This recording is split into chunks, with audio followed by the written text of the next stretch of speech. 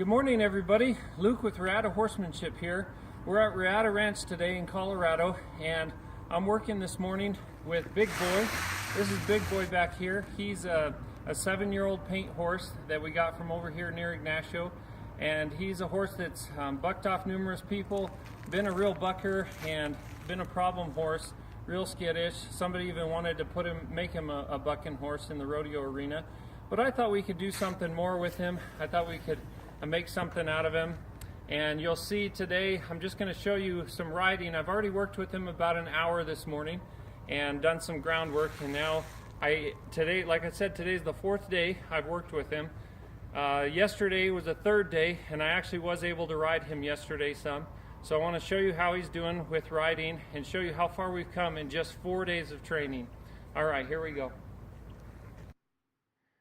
Okay, everybody, good morning. Like I said, this is Luke Brown with Reata Horsemanship. I'm going to do the voiceover for the majority of the rest of this, just to take out the unwanted noises and talk to you a little bit about what I'm doing. So right now, this is my 2nd ride on Big Boy. Yesterday was the 1st ride, and I walked him around a little bit. For the 1st ride, he did really well, and no attempt to buck, no jumping, bolting, anything. He did really well. I prepared him well, mostly with groundwork. The fundamental groundwork is key to this. You have to prepare your horse for that 1st ride in order to have a successful 1st ride and not get bucked off. My intent every time is to not have the horse buck and have a successful ride. So I first get on from the left and the right side, and you saw that just a little while ago. I make sure that I just step up from one side and then I make noise on the other side. I just hang on to the saddle in the rein and just prepare him and get him ready for me to get on. Then I get on from both sides to make him feel comfortable from either side. And now what I'm doing is lateral flexion. Every time I get on a horse and every time I go to get off of a horse, I do lateral flexion. That teaches a horse not only to be soft laterally or from side to side to the right and to the left. I want him to be nice and soft where if he feels pressure from that rein, he moves his nose towards my shin.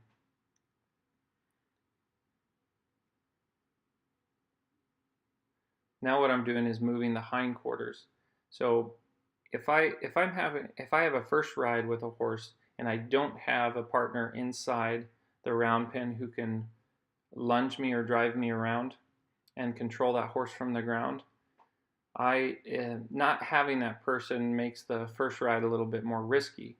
So what I'm doing is I prepared him first on the ground to move those hindquarters. I taught him how to move off of the pressure from a stirrup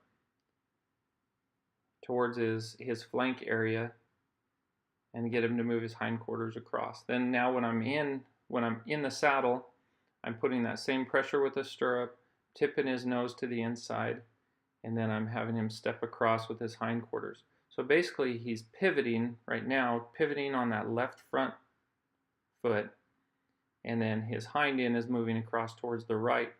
The left hind foot is stepping in front of the right hind foot.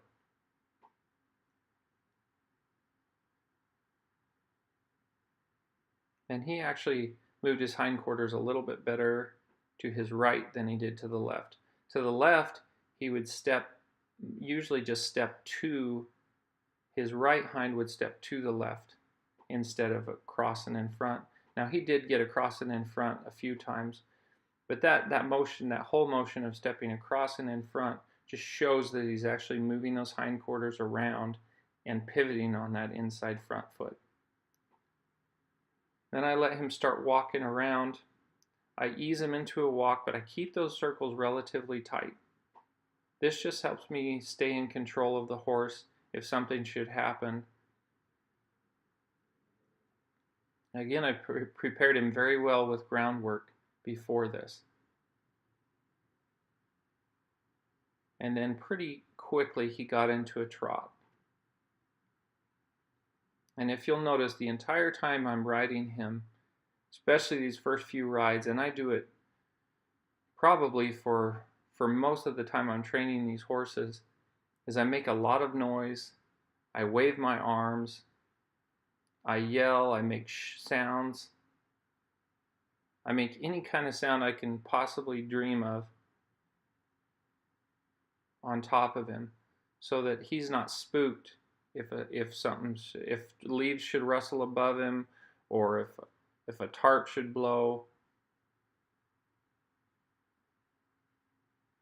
And I just put this into slow motion here to show you what I'm doing. So he's trotting, and I'm spanking my right leg.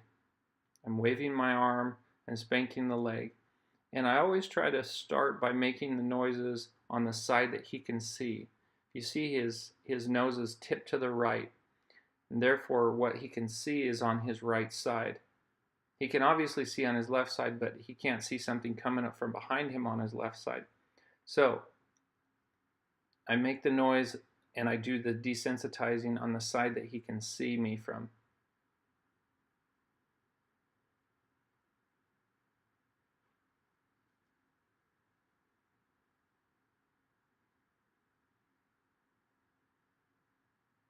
Now over time I do it from the opposite side, from the side he can't see me from, but I make sure to prepare him first, make sure that he's okay with sound, all kinds of noise and commotion on the side that he can see out of his eye with.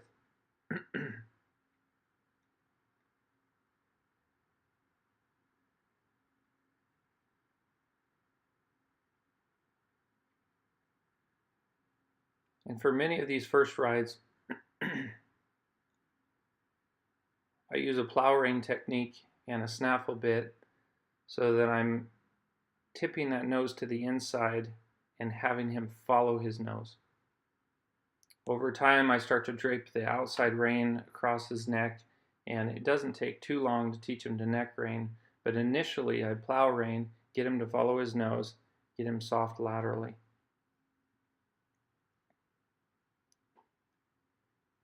Now what I start to do is a lot of rollbacks against the fence. So I draw that inside rein. It starts out the outside rein, but it's the rein against the fence. I slide my hand down and draw that rein to me so that his nose tips down and inward and his front end comes across. And we change directions.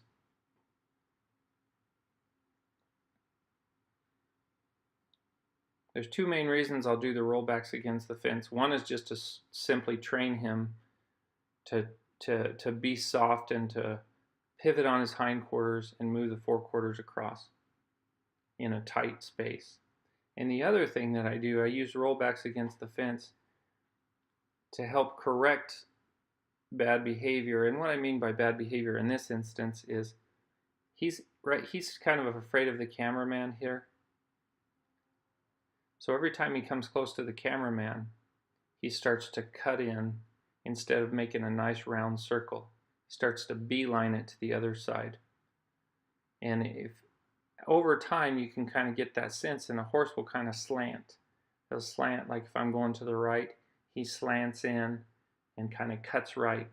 If he does that and cuts the corner, then I do a rollback against the fence the other way and continue to work on him doing that until he starts to feel nice and rounded all the way around and not trying to take any shortcuts or move away from something like this cameraman.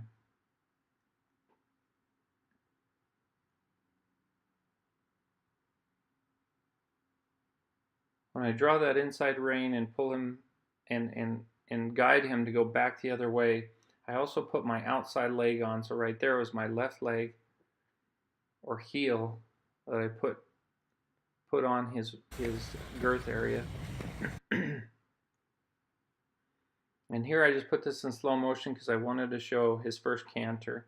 So we're going to the right in the round pin, and I wasn't planning on cantering him today, but he was doing so well and felt so comfortable under saddle that I went ahead and pushed him into a canter, and he did wonderfully.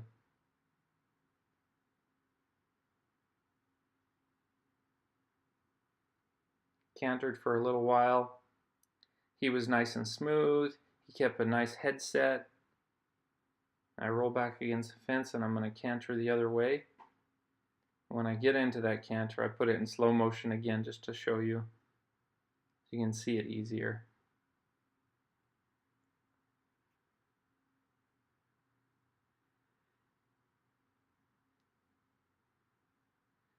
Now in that instance, he didn't necessarily cut the corner, but he made a lot smaller circle. I was okay with that because I didn't want to change what we were doing, which was canter. That was the main purpose of going that direction to the left and cantering. So I didn't try to correct that behavior. I just let him continue to canter. And now what I'm doing is moving his forequarters. And moving the forequarters is pivoting off of the hind end and moving the front end across. And when I'm going to the left, I want his right front to step across and in front of the left front. I put my outside rein, outside heel, and then move him across. And I did the same on the left at first.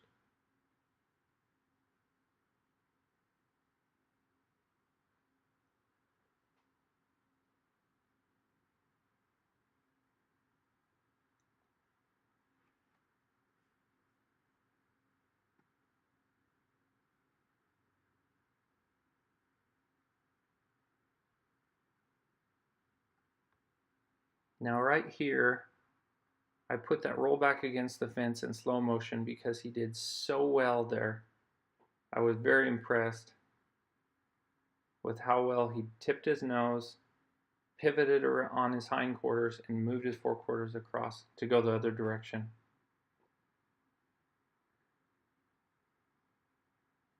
Like I said, this was my second ride. It was a whole lot of fun. I can't wait to see what he can do. He has a lot of potential. Okay, that's day 4 with Big Boy. That's what I've been able to get him to do in 4 days. Every day's an adventure here at Reata Ranch and Reata Horsemanship. We make the most out of every horse. Talk to you soon.